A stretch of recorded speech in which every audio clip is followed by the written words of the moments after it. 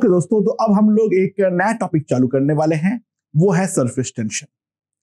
दोस्तों, अभी तक हम लोगों ने फ्लूइड स्टैटिक्स और फ्लूइड डायनामिक्स पढ़े हैं। वहां पर हम लोग सब कुछ जो मॉलिक्यूल्स है, सारे मॉलिक्यूल्स को एक जैसे ट्रीटमेंट दिए हैं, ठीक है।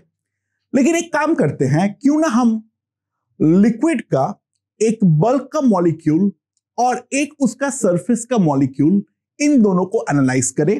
तो ये है, मान लो मेरे पास कोई एक लिक्विड, ठीक है, और वो वाले लिक्विड का दो पर्टिकुलर पॉइंट को एनालाइज करना चाहता हूं। एक पॉइंट जो मैं एनालाइज करना चाहता हूं वो है उसके सरफेस पे, और दूसरा जो पॉइंट है वो है हमारा बल्क पे, ठीक है। अरे मान लो इस लिक्विड का कोई वेपर वगैरह नहीं है, ठीक है। तो बल्क का जो मॉलिक्यूल है, ट्राई टू अंडरस्टैंड, क्योंकि हम जानते हैं एक पॉइंट पे हर डायरेक्शन से हमारा प्रेशर सेम होता है, तो ऑब्वियस सी बात है ये वाले पार्टिकल के ऊपर जो फोर्स लगेगा वो हमारा इस तरीके से लगेगा।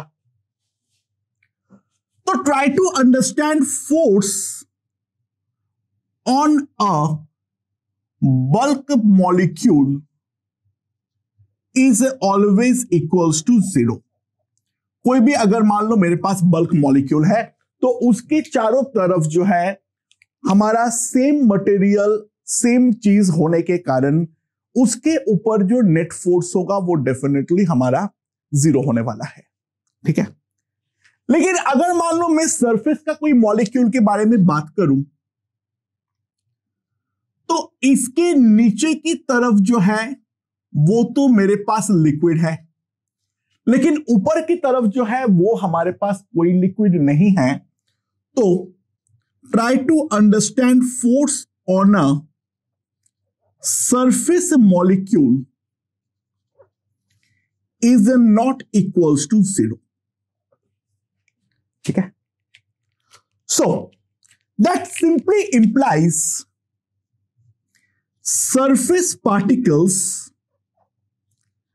surface particles are more energetic than bulk particles। अब एक बात को समझो, कोई एक मॉलिक्यूल के पास दो पॉसिबल ऑप्शन हैं। एक, या तो वो बल्क पे रहे और उसके ऊपर कोई फोर्स ना रहे, वो इक्विलिब्रियम में रहे, और दूसरा वो सरफेस पे रहे जिसके ऊपर निरंतर उसका फोर्स जो है वो हमारा लगता रहे। तो ऑब्वियस सी बात है, सिस्टम अपने आप को स्टेबलाइज करना चाहता है, तो सरफेस पे जितना कम मॉलिक्यूल्स रहेगा डेफिनेटली वो अच्छी बात है या नहीं। अरे दो टीचर है, मान लो एक टीचर जो है प्यार से पेश आता है तुम लोगों के साथ, और दूसरा जो है वो कुटाई करता है, तो ऑब्वियस सी बात है बच्चे उसी टीचर के पास जाना चाहेगा जो प्यार से पेश आता है। जो टीचर लगातार कुटाई करता है डेफिनेटली उसके पास जाना नहीं चाहेगा। सो दोस्तों, एक बात को समझो, it simply implies the molecular density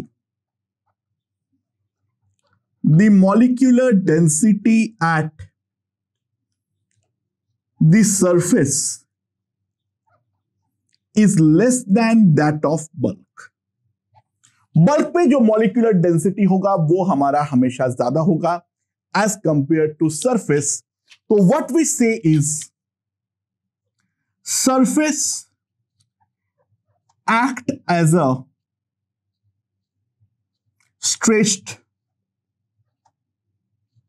membrane. Surface जो है वो हमारा एक स्ट्रेच्ड मेम्ब्रेन की तरह बिहेव करता है, लाइक बलून। अब दोस्तों एक बात को समझो, बलून के ऊपर मान लो तुमने कुछ लिख दिए और तुम फिर गुब्बारे को फूंकते हो, तो देखे होंगे जो ऊपर तुम जो लिखे हो वो हमारा फैल जाता है, राइट। तो कोई भी स्ट्रेच्ड मेम्ब्रेन के ऊपर अगर हम देखें तो बगल वाला पार्टिकल्स जो है वो कोई एक गिवन पार्टिकल को हमेशा एक टेंजेंशियल shear फोर्स अप्लाई करता है along द सरफेस। तो क्या होता है बेसिकली, स्ट्रेच मेम्ब्रेन की तरह बिहेव करने के लिए all molecules experience a stretching tangential force along the surface। केवल और केवल सरफेस पार्टिकल्स जो है वो इस प्रकार का एक फोर्स तो डेफिनेटली हमारा एक्सपीरियंस करेगा ही करेगा। सो ध्यान दो, ये मान लो मेरे पास कोई एक फ्लूइड सरफेस है, ये मान लो हमारे पास कोई भी एक फ्लूइड सरफेस है, और ये वाला फ्लूइड सरफेस पे मैंने एक लाइन खींचता हूं इस तरीके से। तो ये लाइन के जो लेफ्ट वाले पार्टिकल्स है, वो लेफ्ट वाले पार्टिकल्स इसको इस तरीके से स्ट्रेच करना चाहेगा। ठीक है, हमेशा फ्लूइड की तरफ इस लाइन के परपेंडिकुलर यानी सरफेस के टेंजेंशियल। और सिमिलरली राइट वाले पार्टिकल्स जो है वो भी इसको स्ट्रेच करना चाहेगा towards right like this, length के परपेंडिकुलर और सरफेस से टेंजेंशियल जस्ट लाइक दिस। ठीक है, अच्छा ऑब्वियस सी बात है, फोर्स नेट पे तो हमारा बैलेंस्ड होगा। ठीक है, फोर्स नेट पे तो हमारा बैलेंस्ड होगा, लेकिन एक स्ट्रेचिंग फोर्स जो है वो हमारा डेफिनेटली अप्लाई होने वाली है। ठीक है, तो F क्या होगा, perpendicular to this length along the surface and away from L। हमेशा ये एक स्ट्रेचिंग फोर्स है, तो L को दोनों तरफ से ये फाड़ने का कोशिश करेगा just like this. It is always a stretching force which will act perpendicular to the length, and जो होगा वो हमारा सरफेस का टेंजेंशियल लगने वाला है। तो मान लो ये वाला लाइन का लेंथ जो है वो है L, तो लोगों ने एक्सपेरिमेंटली देखा F is proportional to L, so what we can write is F is equals to SL। F जो है that is equals to SL। S जो है this is property of a fluid। This is a property of a fluid। तुमने जो fluid इस्तेमाल करोगे उस fluid के अकॉर्डिंग वो अपना वैल्यू लेने वाला है। S is called surface tension। S जो है वो हमारा सरफेस टेंशन बोलते हैं। ठीक है, अच्छा जो सरफेस टेंशन है दैट डिपेंड्स अपॉन टेम्परेचर। जो हमारा सरफेस टेंशन है वो हमारा हमेशा टेम्परेचर पर डिपेंड करता है। किस तरीके से डिपेंड करता है, अगर टेम्परेचर हमारा इंक्रीज करता है तो सरफेस टेंशन हमेशा डिक्रीज करता है। अगर टेम्परेचर हमेशा इंक्रीज करता है तो सरफेस टेंशन हमेशा डिक्रीज करता है। तो what we say is S equals to S naught 1 minus T by TC to the power 1.2। It is an empirical formula। It is an empirical formula जहां पे T वगैरह हमें केल्विन में put करना है। This is an approximate result, it's an experimental result. Exact theoretical value निकालना impossible है। In fact जो लिक्विड है ये बहुत ज्यादा एक वेराइड रिलेशन पे जो है वो बिहेव करता है, पर मोटे मोटे तौर पे हमारा इस फॉर्मूले से काम निकल जाता है। S equals to S naught 1 minus T by TC to the power 1.2। T equals to 0 kelvin पे, एब्सोल्यूट 0 पे जो हमारा सरफेस टेंशन होता है उसको हम बोलते हैं एस नॉट, और टीसी जो है इसको हम बोलते हैं क्रिटिकल टेम्परेचर। टीसी को जो है वो हम बोलते हैं उसका critical temperature at T equals to TC, जो हमारा सरफेस टेंशन होता है दैट इज इक्वल्स टू 0। यहां पर सवाल ये उठ सकता है जो इस तरीके का टीसी का एग्जिस्टेंस का कारण क्या है। जैसे जैसे मैं लिक्विड को गर्म करूंगा तो लिक्विड डेफिनेटली वेपर में कन्वर्ट होगा। तो यहां पर जो मैंने ऊपर वाले पे फोर्स को बिल्कुल 0 एज्यूम किया हूं, जैसे जैसे वेपर बनेगा ऑब्वियस सी बात है वैसे वैसे जो वेपर पार्टिकल्स है वो हमारा ऊपर कांटेक्ट में आएगा, और ऊपर कांटेक्ट में आने के कारण जो हमारा सरफेस के मॉलिक्यूल्स है उस पर डेफिनेटली फोर्स लगाना चालू करेगा। हाँ ऑब्वियसली बात है लिक्विड जितना नहीं कर पाएगा लेकिन डेफिनेटली फोर्स तो लगाएगा। जैसे जैसे टेम्परेचर बढ़ेगा वैसे वैसे हमारा वेपर का कंसंट्रेशन बढ़ता चला जाएगा। बढ़ते बढ़ते बढ़ते बढ़ते एक पॉइंट ऐसा आएगा जहां पे वेपर के चलते फोर्स और नीचे का लिक्विड का चलते फोर्स इक्वेट हो जाएगा, और उस पर्टिकुलर टेम्परेचर में सरफेस के पार्टिकल्स के ऊपर भी हमारा नेट फोर्स जो है वो हमारा 0 हो जाएगा, और वो हमारा 0 हो जाने के कारण सरफेस और बल्क दोनों में कोई डिफरेंस नहीं रहेगा, एंड उस पर्टिकुलर टेम्परेचर पे the surface tension value is going to disappear or it will become 0. That is the physical aspect regarding the critical temperature. तो वेपर बनने के कारण सरफेस मॉलिक्यूल्स पे फोर्स जो है वो हमारा बढ़ता चला जाएगा। With the increase in temperature definitely हमारा वेपर का कंसंट्रेशन जो है वो हमारा इंक्रीज करेगा, and at a particular point the net force becomes 0, और सरफेस का फिनोमेना वहां पर बल्क से डिफरेंट नहीं रहता है, एंड सरफेस टेंशन डिसअपीयर्स। तो सरफेस टेंशन किस तरीके से फोर्स लगाता है उसका एक बेसिक आइडिया जो है वो हमें यहां पर लग चुका है। तो एक सिंपल काम करते हैं, एक सिंपल क्वेश्चन के थ्रू सरफेस टेंशन का फोर्स को वापस समझते हैं। तो मान लो मेरे पास एक वायर फ्रेम है, ठीक है, और इस वायर फ्रेम में एक रॉड है, दिस अ रॉड, और ये वाले रॉड का मास m है और लेंथ l है। यहां पर जो है हमारे पास फ्लूइड है, यहां पर हमारे पास फ्लूइड है, राइट, लाइक दिस। ये वाले फ्लूइड का सरफेस टेंशन है S, G अगर मेरा इस डायरेक्शन में है तो सवाल ये है फाइंड M। अच्छा बाय द वे यहां पे जो अक्सर गलती होती है ध्यान देना, रॉड जो है इट हैज सम थिकनेस, तो इसका 2 सरफेस है, एक जो तुम्हें दिख रहा है और दूसरा जो पीछे की तरफ है, यानी rod has some thickness. Rod जो है उसका कुछ तो थिकनेस हमारा डेफिनेटली रहने वाला है। तो अगर मैं इसका रॉड का साइड व्यू लूं,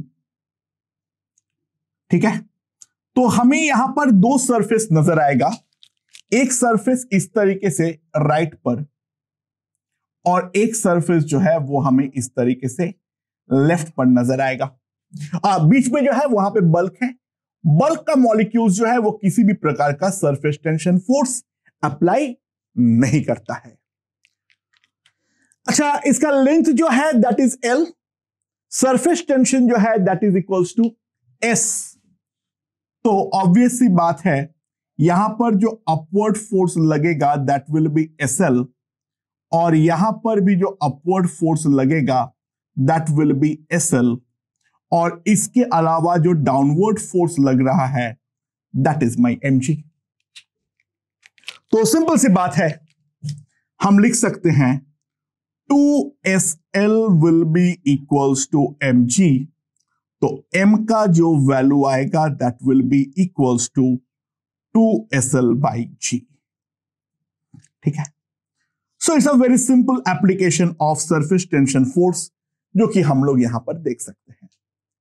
अच्छा, यहां पर एक इंपॉर्टेंट बात, if a rod is given to be very very thin, rod को अगर बोल दिया है वो वेरी थिन रॉड है, then take only one surface. अगर रॉड जो है वो बहुत ही ज्यादा थिन दिया हुआ है तो वहां पर ये मान लेना जो that is only one surface. In that case जो आएगा then mg will be equals to SL only, or mass m will simply come out to be SL upon G। वहां पे फिर 2 वाला फैक्टर जो है वो हमारा नहीं होने वाला है। I hope this is very simple application. और सरफेस टेंशन का फोर्स इस तरीके से लगता है, हमेशा लेंथ जो है उसके perpendicular and towards the liquid लगेगा, लिक्विड सरफेस। उस बात पे हमें डेफिनेटली ध्यान रखनी पड़ेगी। ओके, नाउ मूविंग ऑन, अगला क्वेश्चन देखते हैं। हमारे पास है एक वेरी थिन रिंग। ठीक है, it's a very very thin ring. ये वाला थिन रिंग के जो हमारा अंदर है कुछ नहीं है, और बाहर की तरफ जो है हमारे पास है लिक्विड। बाहर की तरफ हमारे पास लिक्विड है, अंदर की तरफ जो है हमारे पास कोई लिक्विड नहीं है, राइट। इसका जो रेडियस है that radius is equals to R। बाहर का लिक्विड का सरफेस टेंशन जो है that is equals to S। ठीक है, तो सवाल यह है, find tension in the ring. ठीक है, वो हम किस तरीके से निकाल सकते हैं उसके बारे में समझते हैं। देखो, टेंशन निकालने वाले सवाल पे मैं हमेशा जो चीज सिखाया हूं, सिंपल टेक्निक एक ही है, एक छोटा टुकड़ा काटो और उसको बड़ा करके बाहर लाके देखो। एक छोटा टुकड़ा मैंने काटा और उसको मैंने बाहर लेकर आया और फिर मैं इसको बड़ा करके देख रहा हूं, तो it will appear something like this. तो मान लो ये छोटा वाला टुकड़ा जो है ये सेंटर पे हमारा एंगल बनाता है 2d थीटा, यानी सो this is d theta and this is d theta. ये टुकड़ा जो है इसको हम प्रैक्टिकली टेंजेंशियल मान सकते हैं, तो हमारा जो सरफेस टेंशन फोर्स लगेगा वो डेफिनेटली हमारा इस तरीके से लगेगा, away from it. So it will be like SDL this। और इसके अलावा यहां पर लेफ्ट वाले के ऊपर ये लगाएगा फोर्स और राइट वाले के ऊपर ये लगाएगा फोर्स, तो ये दोनों है मेरा टेंशन TT। DL का वैल्यू ऑब्वियसली मेरे पास आ जाएगा 2R d थीटा। ठीक है, d theta is very very small. And now let's resolve the tension into 2 components. तो यहां पर अगर मैंने 2 कंपोनेंट पे रिजॉल्व किया, this is d theta, so this is d theta, so this is also d theta and this is also d theta. तो 2t into sine of d theta must be equals to s into dl, so that will be s into 2r d theta. ये हमारे पास आ जाएगा। And now sine d theta is practically d theta because it is very very small, so tension T will simply come out to be SR। ठीक है, and obviously बात है, if ring is thick तो हमें 2 surface लेना पड़ेगा। अगर very thin ring हमें नहीं बोला हुआ है तो हम थिन जो है वो एज्यूम नहीं कर सकते हैं, एंड इन दैट केस जो हमारा टेंशन हो जाएगा that will automatically become equals to 2SR। ठीक है, अच्छा, सिमिलरली मान लो हमारे पास एक ऐसे एनुलर रिंग है, ये वाले एनुलर रिंग का जो हमारा इनर रेडियस है, ये बाकी जगह पर तो मास है, ठीक है। ये एनुलर रिंग का जो हमारा इनर रेडियस है, that inner radius is given to be r1 and the outer radius is given to be r2। जब मैं इसको लिक्विड, मान लो एक लिक्विड के ऊपर ये फ्लोट कर रहा है, मैं इसको ऊपर उठाना चाहता हूं, तो लिक्विड का सरफेस कुछ इस तरीके से दिखता है, अंदर वाले पे ऐसे और बाहर वाले पे ऐसे। और यहां पर जो है लगभग ध्यान देना, लगभग परपेंडिकुलरली ये हमारा सरफेस जो है वो हमारा एग्जिस्ट करता है लाइक दिस। लिक्विड का जो सरफेस टेंशन है that is S, this are all 90 degrees, वो मान लेना। ये वाले का मास जो है वो M है। तो सवाल ये है, इसको अगर मैं ऊपर उठाना चाहता हूं by a force of F, then find F। तो ध्यान देना, जो इनर एनुलर का फोर्स है, जो हमारा इनर एनुलर पे फोर्स होगा वो डेफिनेटली डाउनवर्ड डायरेक्शन में होगा, क्योंकि फ्लूइड अपने तरफ खींचेगा।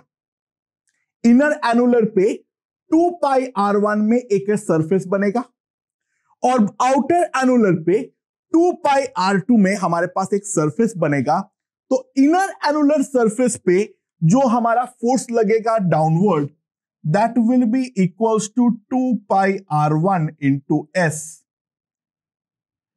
और आउटर एनुलर पे जो हमारा डाउनवर्ड फोर्स लगेगा that will be 2 pi r2 into S। और इसके अलावा डाउनवर्ड mg और एक फोर्स जो है वो हमारा अप्लाई हो रहा है, तो नेट उसको काउंटर बैलेंस करने के लिए F will be equals to 2 pi r1 plus r2 into S plus mg. So these are very simple application regarding the surface tension force. मेरे ख्याल से ये चीज हमें समझ में आ गई है, यहां पे कोई ज्यादा दिमाग लगाने वाली बात नहीं है। हाँ, हम सरफेस टेंशन का फोर्स, इस तरीके के चीजों के बारे में और आगे देखेंगे, ठीक है। बट राइट नाउ एक बेसिक एप्लीकेशन मेरे ख्याल से समझ में आ गया है। एक थोड़ा अच्छा क्वेश्चन कर लेते हैं, बाकी डायरेक्ट सरफेस टेंशन के रिगार्डिंग फोर्स में कुछ करना ही नहीं है। S into L will be the value of force, direction उसका फिक्स है, जो हमारा फ्लूइड है उसके टेंजेंट के अलोंग ही हमारा वो फोर्स लगने वाला है। ओके ओके दोस्तों, ये वाले क्वेश्चन में क्या बोला है, मेरे पास एक प्रिज्म है और ये वाला प्रिज्म जो है वो एक लिक्विड में सबमर्ज्ड है, वाटर में सबमर्ज्ड है। वाटर का डेंसिटी को ρw ले लेना है और जो हमारा सरफेस टेंशन है वो S है। प्रिज्म का जो ये वाला साइड लेंथ है that is equal to small l, और बाकी जो ये वाला लेंथ है वो दे रखा है हमारा कैपिटल L, ठीक है। ये हमारा कैपिटल L दे रखा है, राइट, लाइक दिस। नाउ अब क्या बोला है, इसको मैंने स्प्रिंग से लटकाया तो एग्जैक्टली आधा पार्ट जो है वो हमारा सबमर्ज हुआ है, यानी L/2 पार्ट अंदर है, L/2 पार्ट जो है वो हमारा बाहर है। तो सवाल ये है स्प्रिंग का इलोंगेशन यहां पर कितना होगा। सारे रिलेवेंट डेटा जो है वो दिया हुआ है, जी हमारा इस डायरेक्शन के अलोंग है। अच्छा, ये बोला हुआ है जो लिक्विड सरफेस है वो सॉलिड सरफेस का हमेशा टेंजेंशियल है।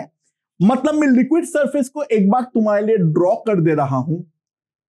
ये है मान लो हमारा इसका साइड वाला सरफेस, तो यहां पर जो है वाटर जो कांटेक्ट पे है वो इस तरीके का सरफेस रखता है, यानी वाटर का टेंजेंट जो है वो एग्जैक्टली इसके अलोंग है, और यहां पर भी जो वाटर का टेंजेंट है वो हमारा ग्रीन लाइन के अलोंग ही है, ठीक है। It is like this.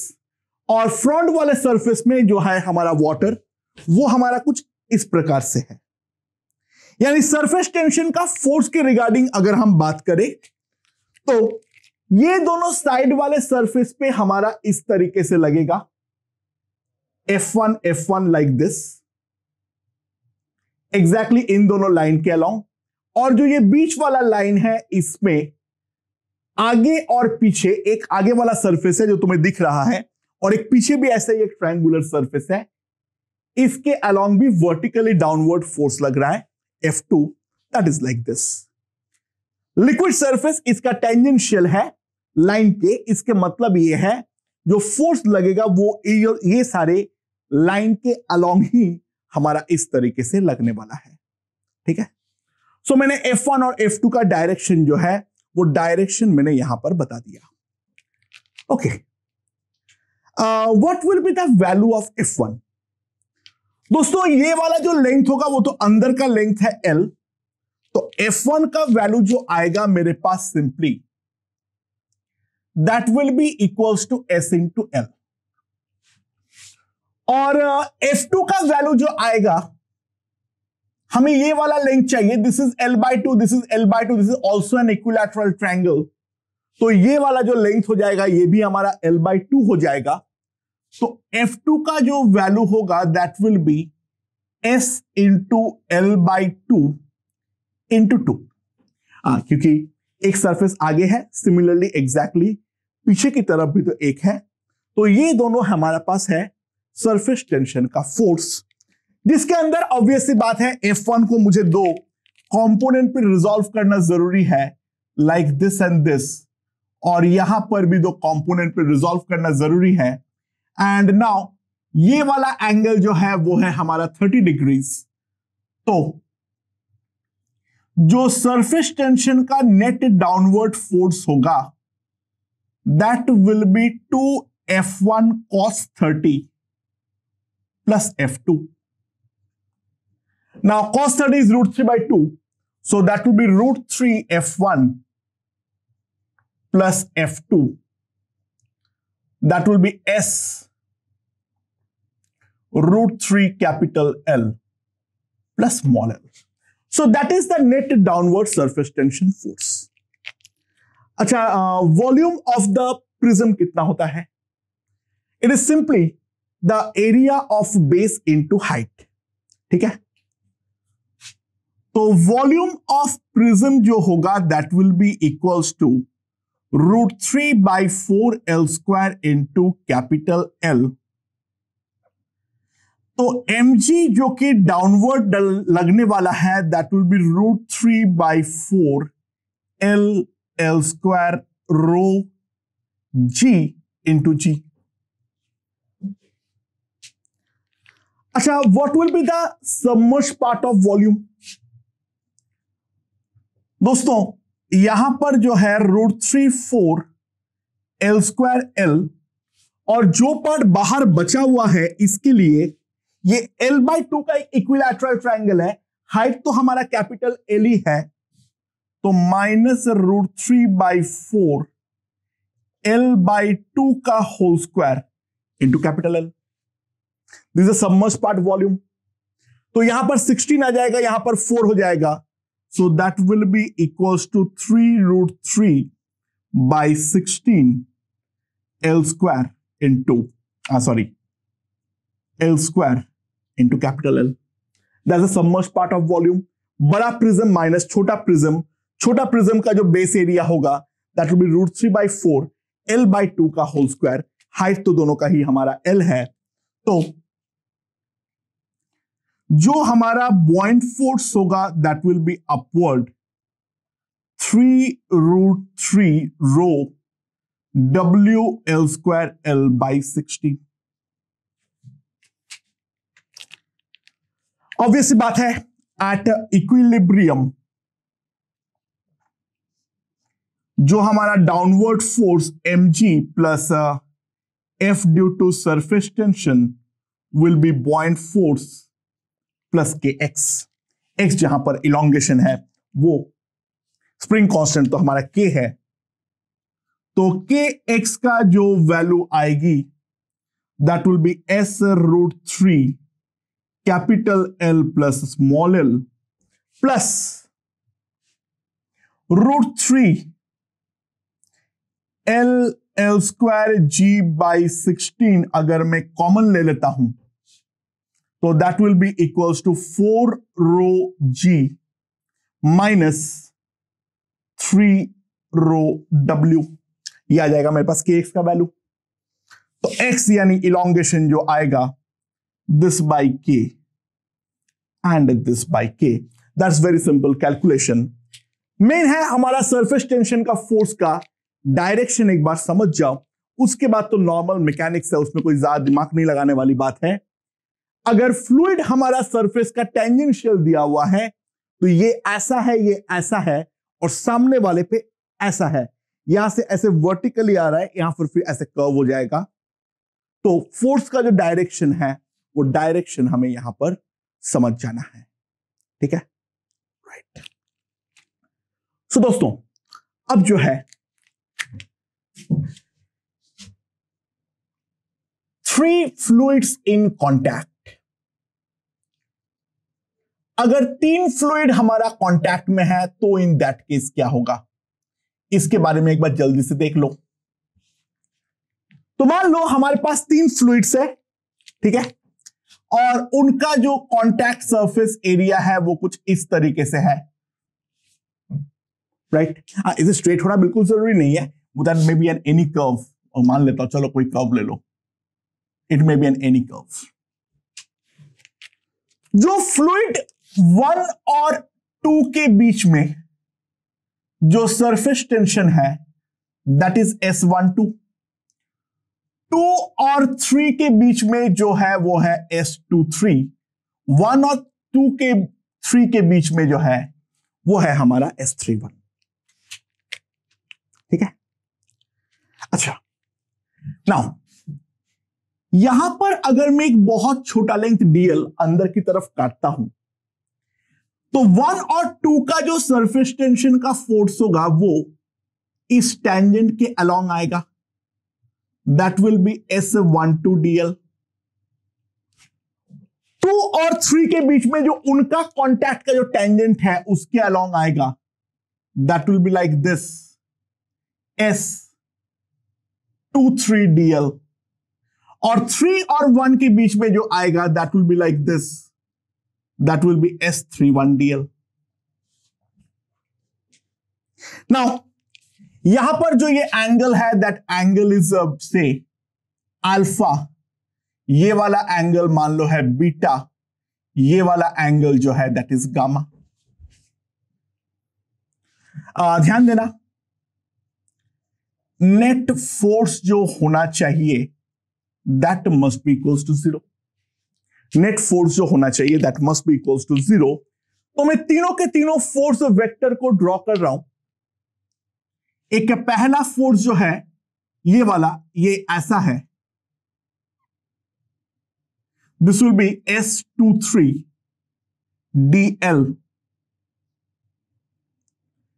यहां पर जो मैं ड्रॉ कर रहा हूं, यहां पर मैं ड्रॉ कर रहा हूं किसको, S12 dl को, और यहां पर मैं ड्रॉ कर दे रहा हूं S31 dl। ये हमारा एक प्रॉपर ट्रायंगल बनाना चाहिए क्योंकि that is a Lami's theorem. Now 2, 3 और 1, 2 के बीच का angle this is beta.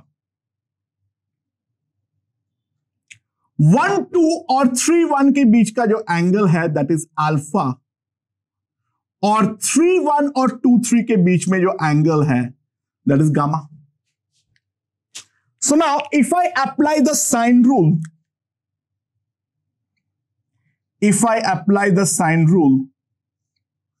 then S12 dl upon इसके अगेंस्ट कौन सा एंगल होगा, sine of 180 minus gamma, that is sine gamma.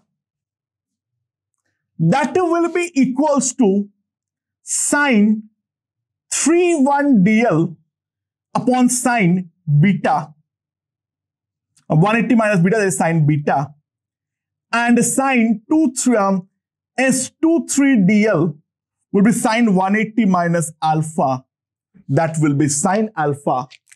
तो अगर 3 फ्लूइड हमारे कांटेक्ट में है तो वो कांटेक्ट इस तरीके से बनेगा, जो कि अल्फा बीटा गामा हमारा इस तरीके से आने वाला है, जो कि S23 by sin alpha will be S31 upon sin beta,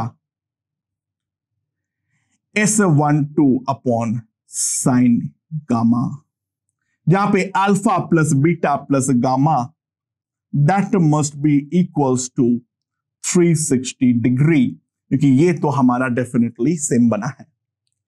तो स्पेशल केस अगर तीनों एस हमारा सेम हो, तीनों एस जो है वो हमारा सेम हो, तो इन that case alpha beta gamma तीनों हमारा 120 डिग्री होने वाला है। ठीक है, अच्छा, अगर मान लो solid, liquid, gas in contact है,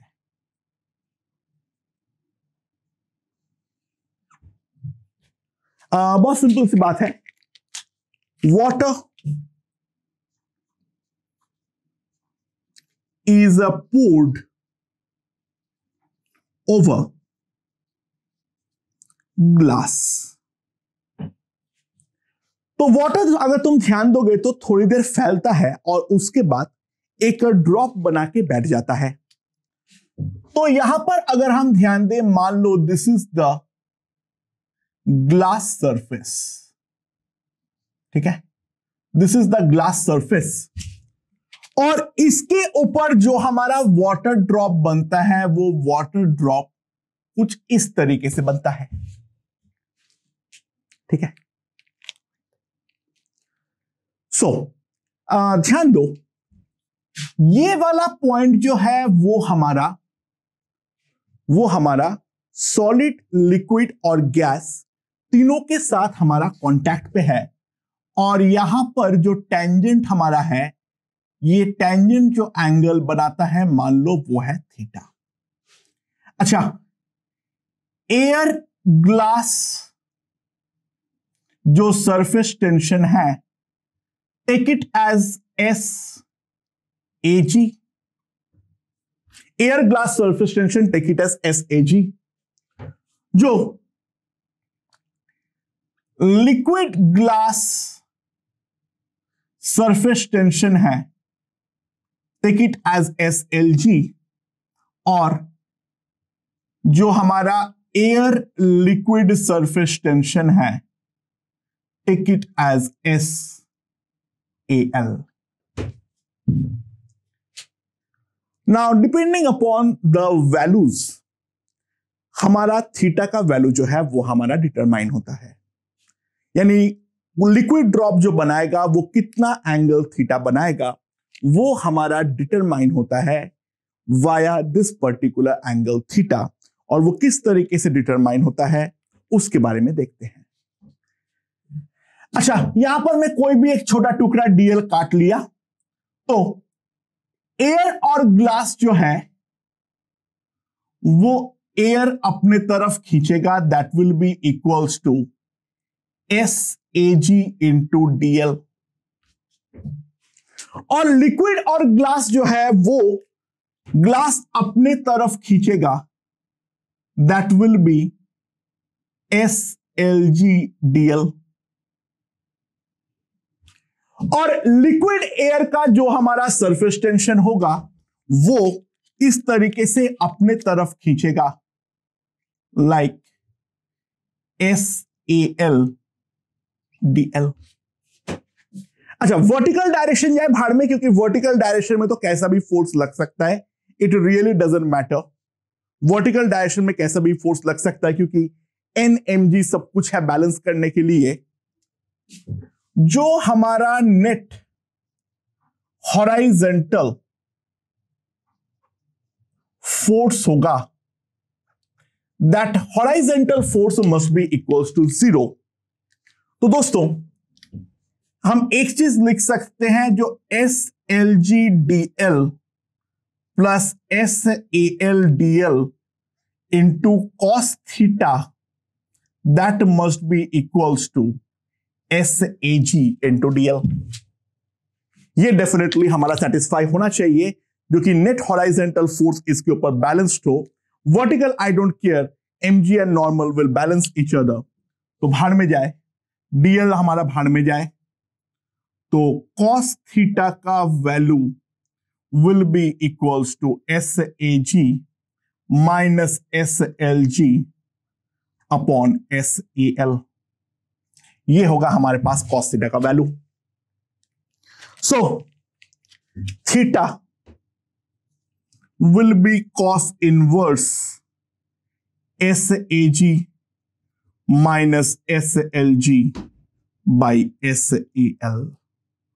This we have to observe. This we have to observe, जो कि ये हमारा थीटा होगा। जो वाटर को अगर मैं डालता हूं तो वो जो ड्रॉप बनाएगा, वो ड्रॉप का जो टेंजेंट होगा वो ग्लास के साथ कितना एंगल बनाएगा, that angle will be given via this formula. अच्छा बाय द वे एक चीज ध्यान दो, जो हमारा cos थीटा है that lies in the interval of -1 to 1, तो cos थीटा क्योंकि -1 to 1 हमारा लाई करेगा, so what we can say is sag minus slg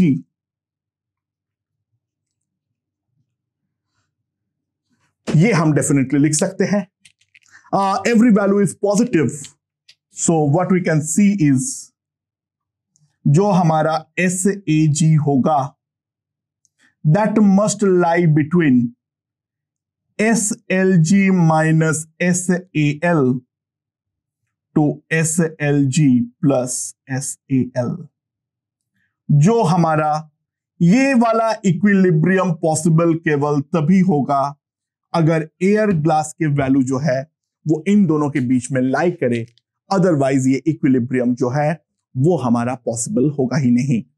in the limiting case यहां पे -1 होगा, यानी बेसिकली हमारा क्या बनेगा, थीटा जो है वो हमारा 180 डिग्री है, यानी परफेक्ट ऐसा शेप बन रहा है।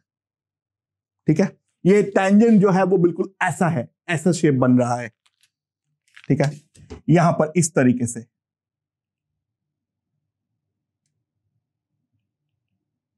This is theta equals to 180 degree, और theta equals to 0 degree practically कोई ड्रॉप ही नहीं होगा, वो एकदम फ्लैट हो जाएगा। एकदम अगर फ्लैट हो जाएगा then in that case theta will be equals to 0 degree, यानी इसका दूसरा एक्सट्रीम वाला केस। और परफेक्ट हेमिस्फीयर बन रहा है, मतलब थीटा हमारा 90 डिग्री है, so this will be 0 and it will be possible only when sag will be equals to slg, and obviously वो कभी पॉसिबल नहीं है। तो परफेक्ट हेमिस्फीयर जो है वो हमारा लिक्विड ड्रॉप कभी भी नहीं बनाएगा, परफेक्ट हेमिस्फीयर हमारा कभी भी नहीं बनाएगा, बट इसके बीच में तो हमारा वैल्यू लाई करना ही चाहिए। अगर ये वाला एक्सट्रीम वैल्यू होगा, the drop will be very thin like a film, and for 180 the drop will look just like this. It will be like a perfect sphere. ठीक है, it will be like a perfect sphere. So दोस्तों, surface tension के बारे में जितने भी basics चाहिए वो हम लोगों ने यहां पर पढ़ लिए हैं। अब हम लोग एक एक करके सारी चीजें देखेंगे। एक है सरफेस एनर्जी, दूसरा है कॉन्टैक्ट एंगल, तीसरा कॉन्टैक्ट एंगल के चलते जो फोर्स वाले क्वेश्चंस होते हैं वो, उसके बाद देखेंगे एक्सेस प्रेशर, एंड लास्ट वाले हम देखेंगे the action of capillary tube. तो फ्लूइड का नॉन आइडियलनेस का जो पहला पार्ट है वो अब हमारा चालू हो गया है। बल्क और सरफेस के मॉलिक्यूल्स के बीच का जो डिफरेंस है, मेरे ख्याल से यहां पर वो चीज हमें क्लियर हो चुकी है दोस्तों। तो अब हम लोग एक एक करके अब हम आगे की तरफ बढ़ते हैं। ओके।